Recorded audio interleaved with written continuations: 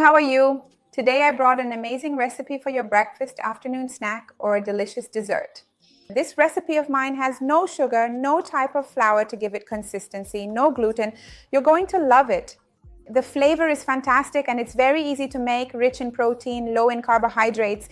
Stay until the end because you won't want to miss it.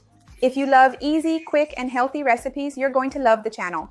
Go ahead and subscribe and remember to turn on the notification bell so you get all the updates because I have new videos every day. You'll love them. Let's get started with our recipe. And just a reminder, the ingredients along with their quantities and nutritional information are listed below in the description. So the first ingredient I have here is my milk. I'm using cow's milk. I'm going to pour it into the pan and heat it up until it starts to get warm, but without bringing it to a boil. It shouldn't boil because I also don't want it to stick to the bottom of the pan and burn anything here. Here I'm using whole cow's milk. Of course, you can use skim milk if you have any health concerns or dietary restrictions, but the consistency will be creamier with whole milk. And that's always up to your personal preference. Tell me, which type of milk do you usually use? There's a video on the channel about whether milk makes you gain or lose weight, link in the description. An interesting detail is that I'm using low heat here, but I'm going to keep stirring because, as I mentioned, I don't want that film to form that sometimes sticks to the bottom of the pan. So I'm just going to wait for a few bubbles to appear, then I'll turn off the heat and we'll come back to continue from there. Hold on. Look, a few minutes have passed here and I'm actually going to turn off the heat. So you can see that even when I stop stirring, there's a lot of steam and there are already some bubbles here. So this is the right point. I have the lemon juice here. Remember, I'll put the correct amount down below for you. And now I'm going to stir it with the heat off so that it curdles. I'm going to wait a few minutes because it's going to form something like cheese and we'll go from there. It's already curdling. Look at that, how wonderful. So I'm just going to wait for it to finish curdling and in a bit we'll come back and continue from there. Hold on. Look, so now it's reached room temperature. It's already curdled and now I'm going to grab my strainer here. I'll do the rest off camera so you don't have to watch me the whole time. But this is the main idea here. We carefully strain it in order to separate the liquid whey from the solid curd, which comes from this cheese. This whey that's dripping down here is whey protein. It's a great milk protein, so it's super nutritious, very healthy. You can use it in a smoothie or in another recipe. I'm going to strain this now, and then I'll come back with it separated, and we'll continue the recipe from there. Hold on. Look, so here is our cheese. I'm going to set it aside and it yields approximately 200 grams. If you already have cottage cheese or if you want to use fresh ricotta, you can use that instead. I'm going to sweeten it with a little non-caloric sweetener. If you want to use brown sugar, demerara sugar, or honey, you can use those as well. This part is really up to your taste.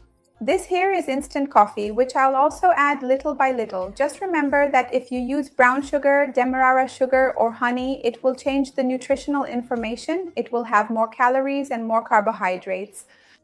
Here I used a powdered sweetener, but if you want to use a liquid drop sweetener, that works too. I'm going to add a bit of vanilla extract here, which is optional, but it gives a very special flavor and makes it even sweeter. Tell me, what do you usually use to sweeten things? If you don't have instant coffee at home and want to use a well-brewed strong black coffee instead, that's fine too. It will just change the consistency a bit. It won't be as creamy, it might turn out a bit more liquid than creamy, but it will still taste really good. We have to adapt to what we have. Sometimes we just don't have instant coffee, although it's actually super easy to find. Tell me here if it's easy to find in your city, if you usually use instant coffee or not. I'd love to see your comment. Well, I've already mixed everything, so I'm going to put it in this container and chill it because this recipe needs to be served cold.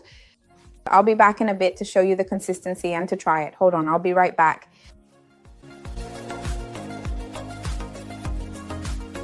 All right, I took it out of the fridge. It's already colder and you can eat it just like this. I grabbed a bit of cocoa powder here, look, so we can make a nice decoration and also to give it a cappuccino vibe. Because coffee and chocolate go really well together. Of course, this is optional. If you don't want to, you don't have to.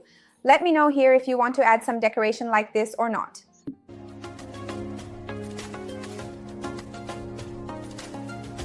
Look, so I'm going to show you the consistency it gets. Check out how amazing this is. Make it at home, you're going to love it. Tell me down below if you're going to put cocoa on top or not. I'd love to see your comment. Remember to like the video to help me out and share this delicious recipe with anyone you know who would enjoy it or needs it. Let's spread this chain of kindness together. That's what I want for this channel. Let's give it a try.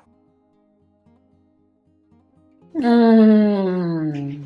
Mmm. The flavor is incredible, really wonderful. It truly tastes like cappuccino. Make it and you'll love it. A real cappuccino. See you next time. Bye. Mmm.